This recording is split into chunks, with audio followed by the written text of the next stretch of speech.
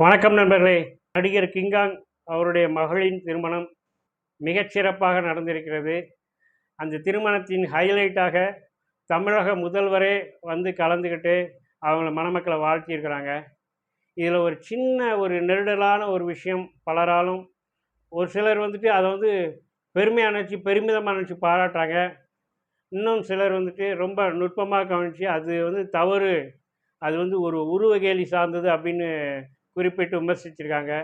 நானும் கூட விமர்சிச்சிருக்கேன். என்னென்னு பார்த்தோன்னா, மாஜி அமைச்சர் ஜெயக்குமார் வர்றாரு, மணமக்களை வாழ்த்துகிறார். அப்போது வந்து நடிகர் கிங்காங் வந்து தன்னோட இடுப்பில் தூக்கி வச்சுக்கிட்டு சிரிச்சு பகிர்ற மாதிரி பண்ணுறாங்க. அந்த மேடையில் இருக்கவங்களாம் சிரிக்கிறாங்க.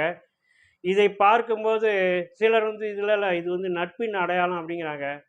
ஆனால் அங்கே நீங்கள் நுட்பமாக கவனிச்சிங்கன்னு பார்த்தீங்கன்னா, அங்கே வந்து நடிகர் கிங்காங் அவருடைய மகளின் திருமண மேடையில் நிற்கிறார்.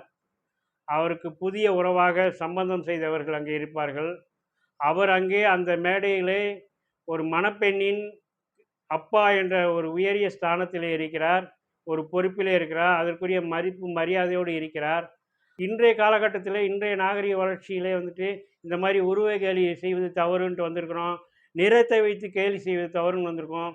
ஃபேர் அண்ட் லவ்லி என்ற பெயரே வந்துட்டு நாம் வந்து மாற்ற சொல்லியிருக்கிறோம். அந்த வெண்மையை வந்து நீ வந்துட்டு அழகு அப்படின்ட்டு நீ சொல்கிறதே தவறு அப்படிங்கிற அந்த அளவுக்கான ஒரு விழிப்புணர்வு நமக்குள்ளே வந்திருக்குது. அப்படி இருக்கப்ப அந்த உருவ கேலியை வந்துட்டு நம்ம தவறு அப்படின்னு பார்க்கக்கூடிய ஒரு பக்குவத்திற்கு வந்திருக்கிறோம்.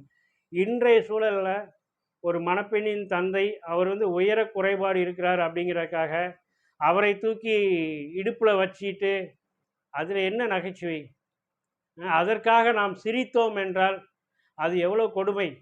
காலோ கையோ நமக்கு வந்துட்டு ஒரு ஊனமானால் வந்து அதை வந்து நாம் வந்துட்டு கிண்டலுக்குரியதாக பார்க்கறதில்ல. அன்பின் பார்ப்பட்டு ஐயோ அப்படின்ட்டு தான் நம்ம வந்துட்டு வேதனையோடு தான் பார்ப்போம். அப்போ அந்த உயர குறைபாடு என்பதை நாம் அந்த வேதனையோடு தான் பார்க்கணும். அதை வந்துட்டு படத்தில் நாம் வந்துட்டு உருவகேலியாக ரசித்தோம். அதுவே நம்ம தப்புன்னு சொல்கிறப்ப இப்போ வந்துட்டு ஒரு பொது மேடையில் வந்துட்டு உயர குறைபாடுங்கிறக்கா அவரை தூக்கி இடுப்பில் வைக்கணுன்ட்டு யாராவது சொன்னாங்களா? அல்லது வந்து அவருக்கு வந்து அவங்களெல்லாம் தெரியலை என்னை தூக்கி காட்டுங்கன்னு சொன்னாரா? அப்படிலாம் இல்லைல்ல. அப்படி இருக்கிறப்ப வந்துட்டு அந்த மாதிரி பண்ணுறது வந்து ஒரு அநாகரிகமான ஒரு விஷயம். அதை நாம் இனிமேலாவது இதையெல்லாம் புரிந்து கொண்டு இது மாதிரியான செயல்களை தவிர்க்க வேண்டும். அந்த புரிதலுக்காகத்தான் இந்த வீடியோ.